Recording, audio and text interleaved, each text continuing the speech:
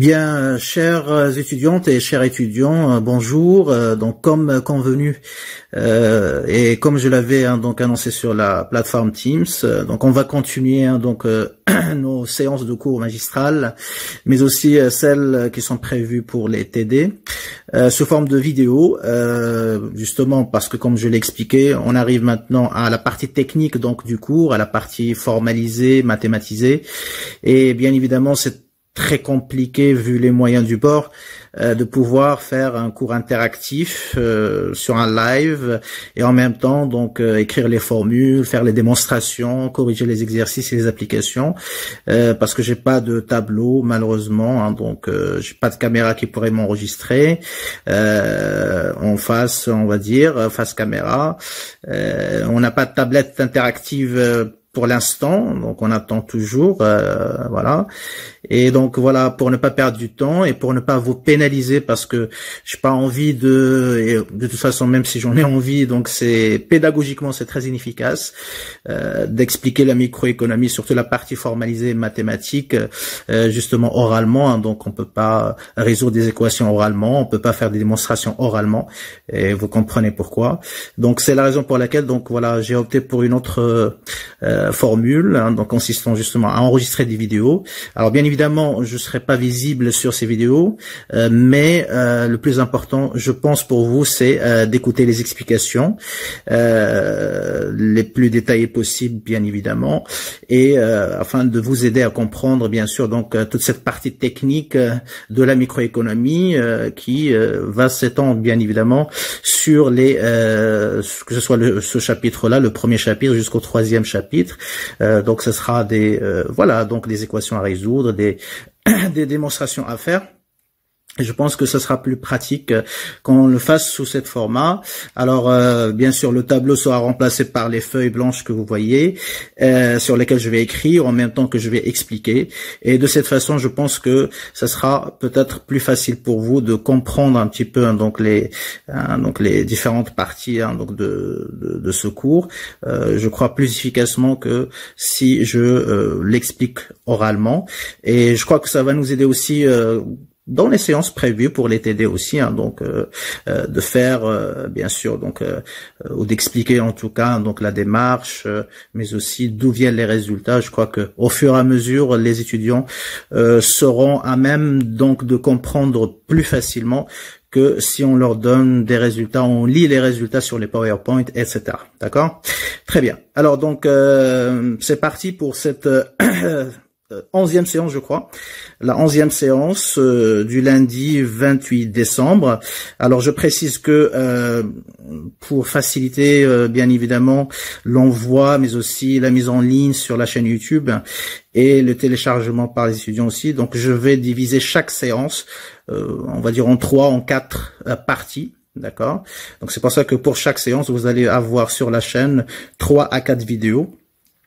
Et donc, ça sera plus facile, je crois, pour vous de les télécharger. N'oubliez pas de vous abonner, de partager le message avec vos camarades pour qu'ils soient au courant. Et que pour l'instant, il n'y a plus de live, d'accord, pour le cours magistral. Donc, on va les faire sous forme enregistrée, comme je viens de l'expliquer, pour les raisons susmentionnées. Et puis, comme ça, ils seront toujours au courant des nouveautés chaque fois qu'il y a une vidéo qui sera partagée sur la chaîne, donc ils pourront la consulter au fur et à mesure. Très bien. Alors donc voilà, je vais commencer dans cette première vidéo donc la partie 1 de la séance 11 du lundi 28 décembre. Alors, comme d'habitude, on va commencer par un petit récapitulatif de ce qu'on a vu la dernière fois. Je rappelle que on était en train de traiter de la relation de préférence. On expliquait que la relation de préférence, c'est une relation mathématique qui permet de classer les paniers. Dans quel but? Eh bien, pour expliquer d'où vient le choix du consommateur. Donc, je rappelle, chaque fois que je parle de la relation de préférence. Alors, je vais écrire un petit peu en abréviation, d'accord? Donc, préférence. Chaque fois que je parle de la relation de préférence, donc, je pense à quoi? Je pense au classement. Toujours, d'accord? Alors, je pense que c'est visible. Très bien. Alors, qu'est-ce qu'on classe? Bien évidemment, on classe des paniers. Ou si vous voulez, des combinaisons de consommation. Des paniers de consommation ou des combinaisons de consommation. En fonction de quoi? Quel est le critère, bien sûr, de classement? Eh bien, le critère de classement, c'est la satisfaction. Je vais mettre SAT, satisfaction. Voilà, pour écrire plus vite et que ce soit plus pratique pour vous. Donc, chaque fois que je prononce le mot préférence, ordre de préférence, relation de préférence, donc toujours penser au classement des paniers de consommation selon, bien sûr, le critère de satisfaction. Ou si vous voulez, la satisfaction, c'est quoi? C'est l'utilité. D'accord? L'utilité. Très bien. Donc c'est, comme on l'a dit, la sensation de plaisir qui est ressentie, bien sûr, par le consommateur lorsqu'il va boire, par exemple, le jus d'orange, lorsqu'il va prendre ou manger une pizza, lorsqu'il va faire une séance de sport, etc. Très bien. Alors, on a dit que, toujours, pourquoi on a besoin de cette relation de préférence? Pourquoi la préférence? Pourquoi la relation de préférence? Eh bien, tout simplement parce que le choix, il est basé sur la préférence. Le choix est basé sur la préférence. Ça veut dire quoi? Ça veut dire que si je voudrais considérer que le consommateur est un agent rationnel, ben, il doit choisir en fonction de ses préférences, c'est-à-dire ce qui lui fait plaisir, ce qui lui ramène la sensation de bien-être. Donc, il est tout à fait irrationnel de choisir contre sa volonté ou contre ce qui lui fait ou ce qui vous fait plaisir, bien évidemment. Et donc, c'est pour ça que la base du choix, c'est la préférence. Très bien.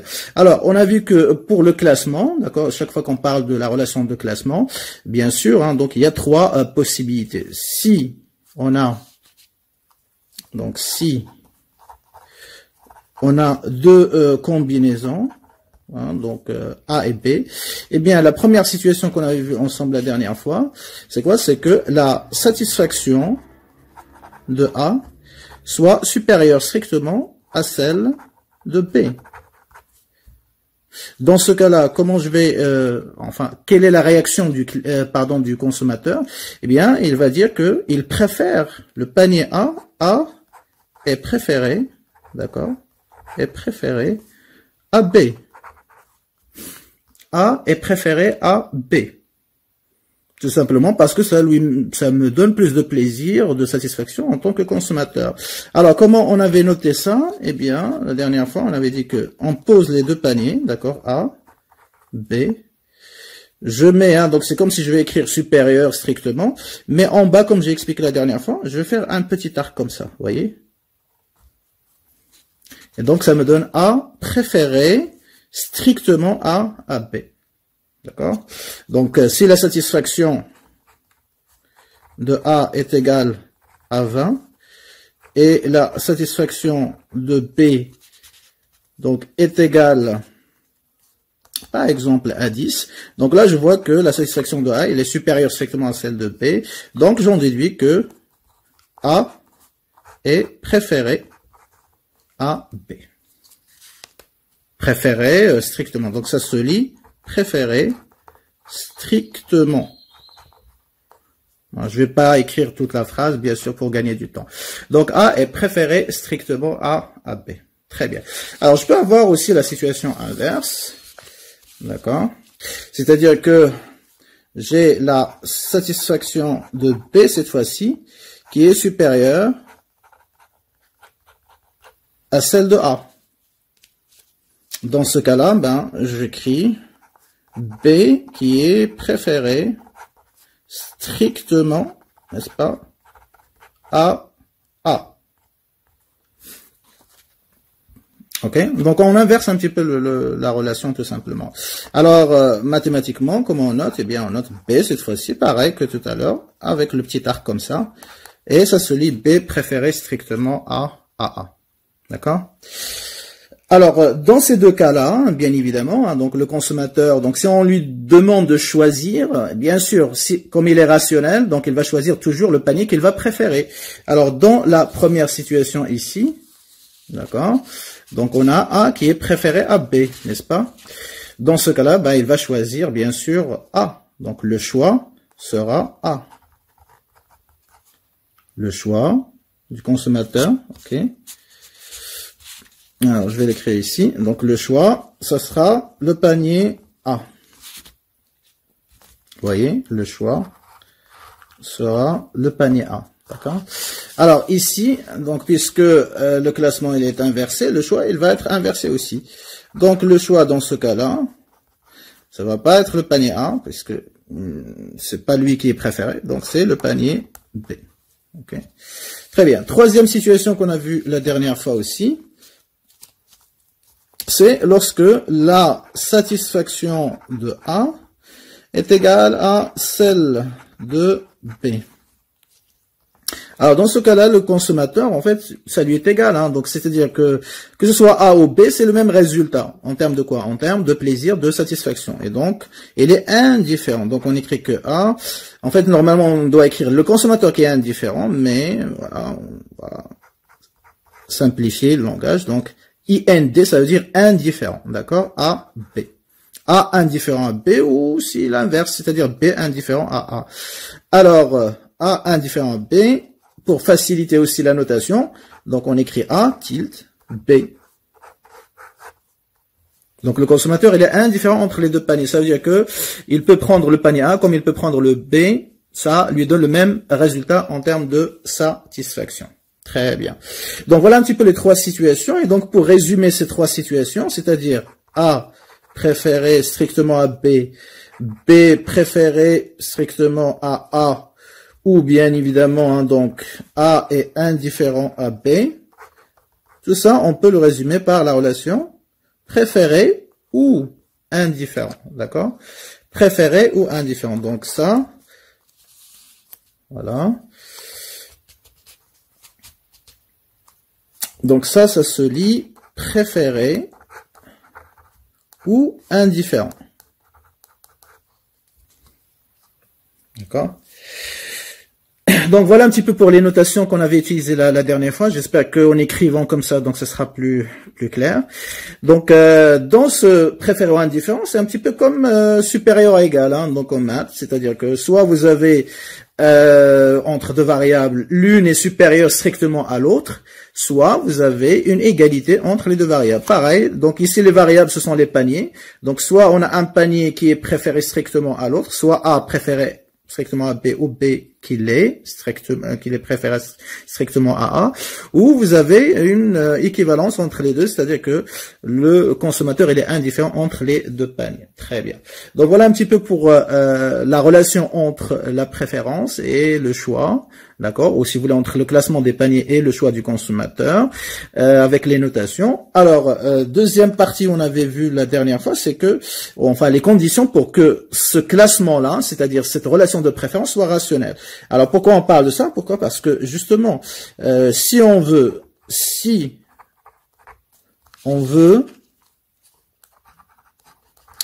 que le choix soit rationnel, et là, bien sûr, je parle du consommateur, donc le choix du consommateur. Si on veut que le choix du consommateur soit rationnel, il faut que, quoi? Bien évidemment, la préférence, ou la relation de préférence, il faut que la préférence aussi soit rationnelle. Il faut que la préférence aussi soit rationnelle. Donc c'est obligatoire. Je peux pas avoir un choix rationnel avec un classement qui est irrationnel. Donc ça n'a pas de sens, bien évidemment. D'accord? Très bien. Alors, donc on va justement déterminer les trois conditions. Alors si vous me permettez, je vais juste brancher un petit peu le téléphone pour que ça soit un instant.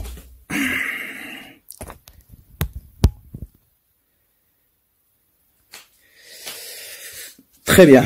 Donc on a dit la dernière fois qu'il y a trois conditions, bien sûr, hein, donc pour que soit un classement, une relation de préférence soit considérée comme rationnelle. Donc on va les revoir rapidement. Alors trois axiomes, hein, comme on avait parlé la dernière fois, d'accord. Donc il y a trois axiomes.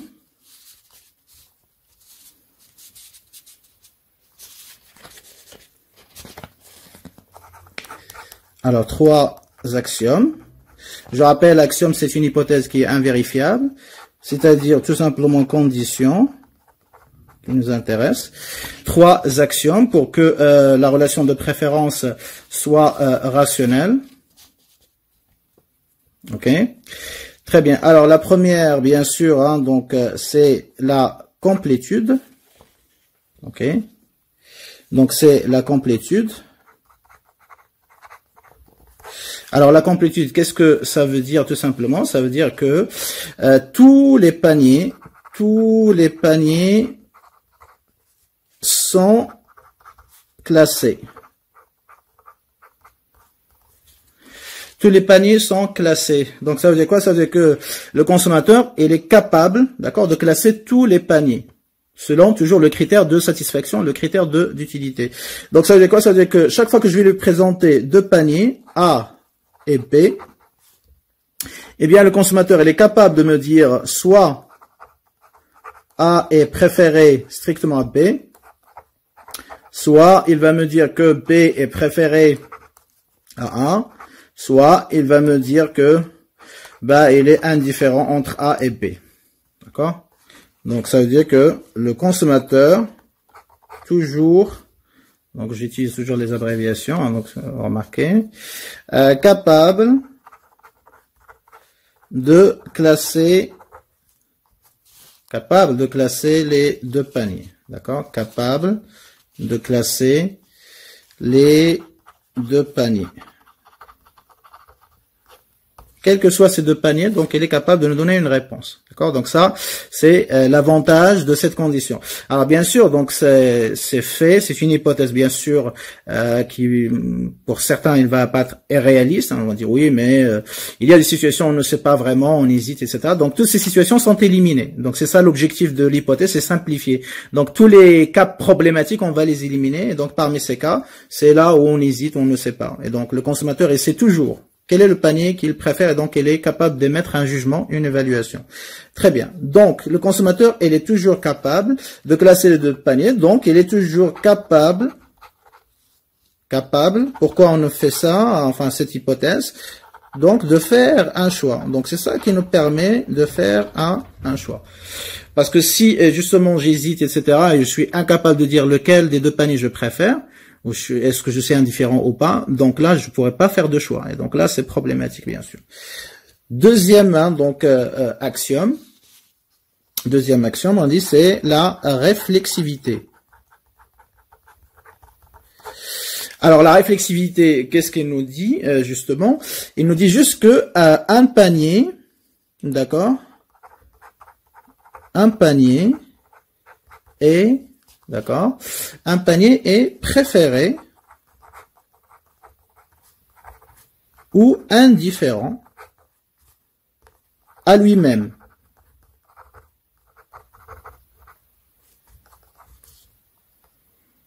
Donc, un panier est préféré ou indifférent à lui-même. Alors, si j'écris ça mathématiquement, ça veut dire quoi? Ça veut dire que si je prends un panier A, ok, alors lui-même, c'est quoi? Ben, c'est une copie de A, hein, donc c'est-à-dire un panier identique à A. Alors, identique à A, donc on va mettre A. J'aurais pu mettre B, mais bon, juste pour que ça soit plus facile à comprendre. Donc, je vais mettre un panier identique à A, ok. Alors, si j'ai un panier identique à lui-même, bah, le consommateur, il est préféré ou indifférent. Ok?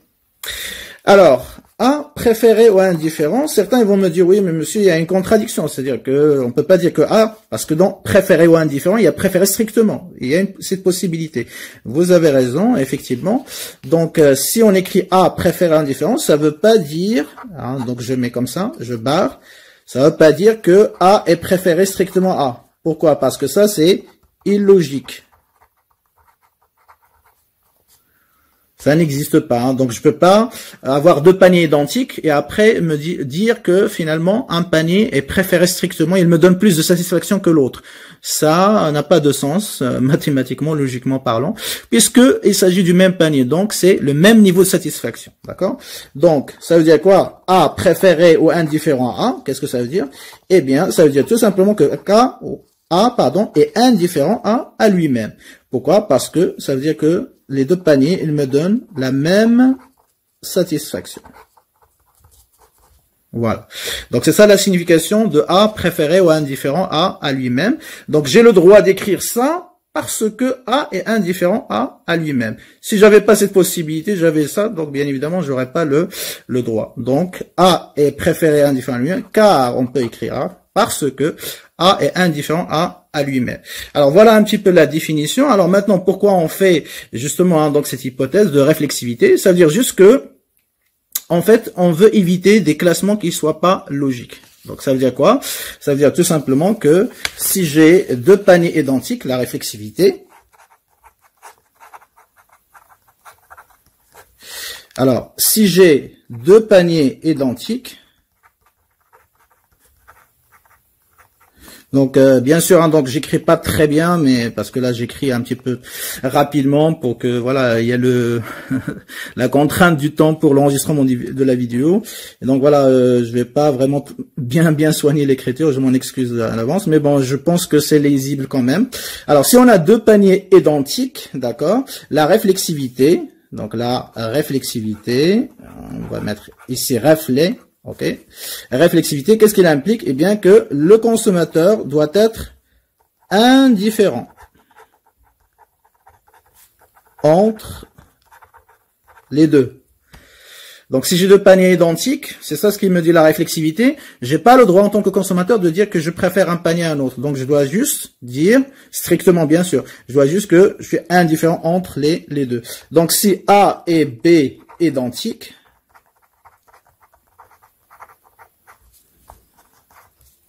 donc, je peux écrire A est préféré ou indifférent à B, car A est indifférent à B. D'accord? Alors, bien sûr, j'aurais pu écrire juste A indifférent à B, hein, on est bien d'accord. Mais voilà, puisqu'on utilise toujours cette relation-là, hein, donc générale, pour résumer toutes les possibilités, donc on va l'utiliser, on a le droit de faire, parce que j'ai A est indifférent à B qui est vérifié. Donc ça, c'est vérifié, donc toute la relation est vérifiée. Très bien. Alors, A et B sont identiques, très bien. Alors, deuxième implication de la réflexivité, eh bien, si j'ai par exemple, hein, donc...